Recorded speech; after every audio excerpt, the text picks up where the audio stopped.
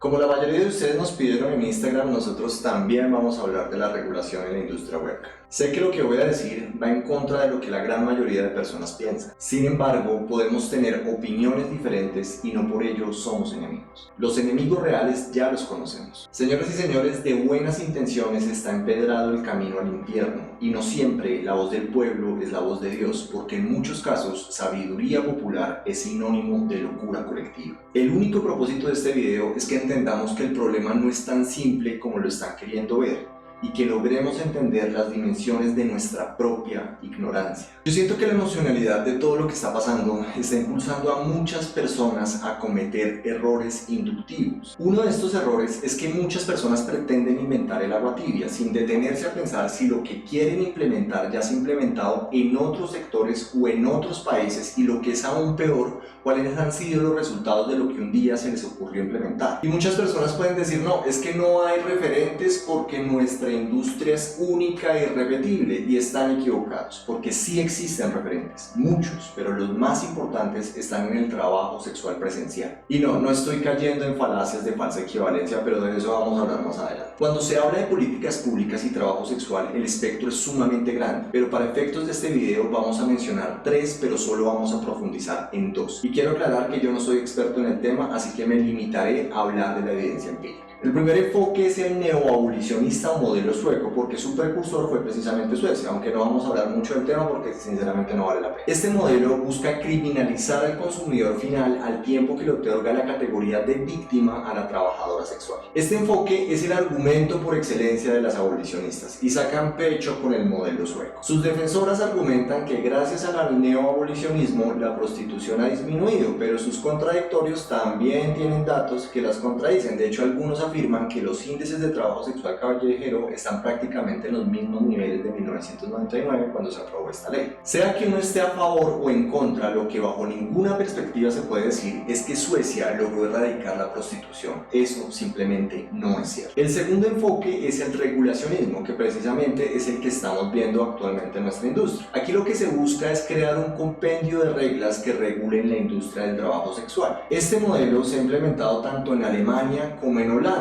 y los resultados han sido bastante contradictorios y no tan favorables como se esperaba. Porque mientras en Holanda el 95% de las trabajadoras dicen sentir que tienen más derechos laborales, en Alemania la mayoría manifiesta que la regularización no ha aportado ninguna mejora significativa. Y de hecho hay personas que consideran que sus condiciones laborales empeoraron debido a que de alguna manera la regulación aumentó la migración de trabajadoras sexuales, lo cual aumentó la oferta, la competencia y el precio de sus servicios. Motivo por el cual muchas abogan por no regularizar ni legalizar, sino simplemente despenalizar, o en palabras simples, déjenos hacer nuestro trabajo como a nosotros se nos dé la gana. Uno de los principales argumentos a los que se suele acudir cuando se justifica la necesidad de regular esta industria es la prevención de la explotación sexual, la trata de personas y la pornografía infantil. Señoras y señores, esos crímenes existían antes de esta industria y van a seguir existiendo aún después de ella. Pretender regular esta industria para combatir esos crímenes es tan absurdo como pretender regular la industria de los taxis para prevenir los robos en el transporte público. Al criminal no le importan las leyes ni las regulaciones, por eso se llama criminal. Pero el problema es muchísimo más complejo, porque hay evidencias que sugieren exactamente lo contrario, es decir, que la regulación aumenta la trata de personas. Hay una investigación que muestra una correlación entre aumento de la trata de personas y la legalización,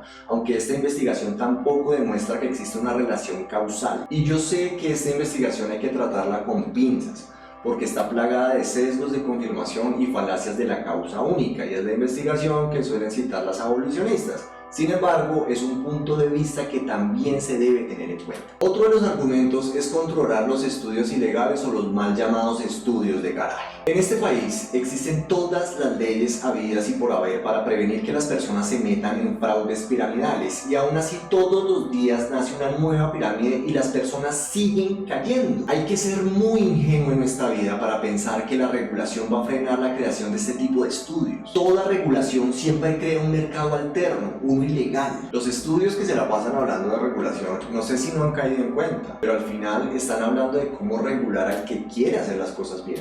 porque créanme que el estudio de garaje va a seguir funcionando como se le da la gana. Entonces Dios quiera que no vayan a darse un tiro en el pie y terminen creando un compendio de reglas que los asfixia a ustedes mismos. Pero en esta idea hay una concepción aún más ingenua, y es que los legalismos no sustituyen la ética. Yo conozco varios casos de estudios enormes y legales que le exigen a los monitores llevar su propio mouse y teclados, que tienen computadores del año 2000 a.C., donde se han presentado casos de acoso laboral terribles. Entonces, sin decir que el tema de la ilegalidad no sea importante, si yo estuviera en estos momentos en busca de estudio, el último criterio de selección que tendría en cuenta sería si el estudio paga Saico o Asimpro o si tiene cámara de comercio actualizada. Que algo sea legal no quiere decir que sea ético, ni mucho menos que sea correcto, porque tal como lo estamos viendo en estos momentos, si se aprueba este proyecto de ley, no va a ser ni ético ni va a ser correcto. Las leyes no constituyen un reflejo fidedigno de la moral de una sociedad, ni mucho menos de una industria. El papel lo aguanta todo. El modelo neoabolicionista de Islandia, por ejemplo, en el papel es uno de los más estrictos, pero en la práctica es uno de los más blandos, porque el gobierno no ha hecho absolutamente ningún esfuerzo para implementarlo. La eficacia de la regulación del trabajo sexual depende en gran medida de la capacidad del gobierno para aplicar la ley. Y mis amores, estamos en Colombia.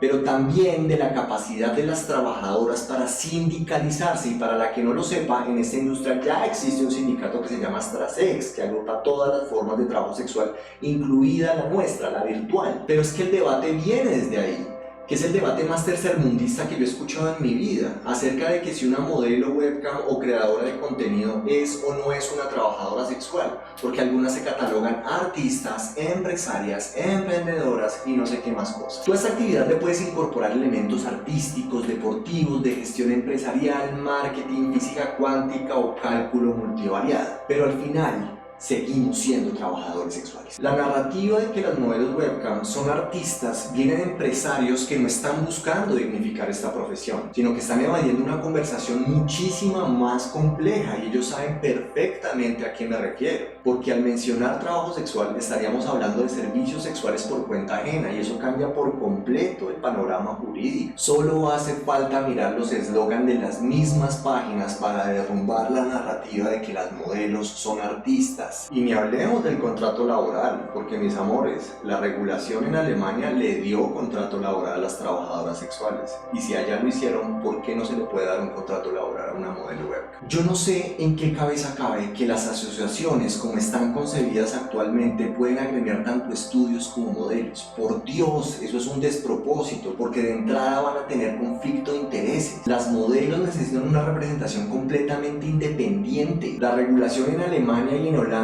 lo único que ha hecho es darle el poder a los empresarios que tienen la capacidad económica para cumplir con los requisitos que impone la regulación. Cuando ustedes leían en ese adefesio del proyecto de ley que las modelos independientes tenían que cumplir un poco de pendejadas, en el fondo lo que buscaban era precisamente eso: asfixiar a la modelo independiente y condenarla a depender del empresario. Y aún así vi en los grupos de WhatsApp que se armaron que seguían hablando de las modelos independientes. Por favor, dejen a las modelos independientes en paz. Ellas no necesitan absolutamente nada, eso no es ayudar, eso se llama intervencionismo ingenuo. Por otra parte, la legalización normalmente exige la inscripción en algún tipo de registro, algo que flagrantemente no solamente viola la privacidad, sino que también excluye de derechos a aquellos que deciden no registrarse. Imagínense el riesgo que tiene para una modelo inscribirse o tramitar todo ese poco de certificados de los que hablan y que quede el registro de lo que se dedica en un montón de entidades. Imagínense las implicaciones a futuro a nivel financiero, laboral o de trámites legales como adquirir una visa. Eso es prácticamente marcar a una persona de por vida. Yo personalmente, repito, yo no estoy de acuerdo con las regulaciones, porque aunque se venden como panaceas, normalmente tienen costos ocultos que se conocen tiempo después,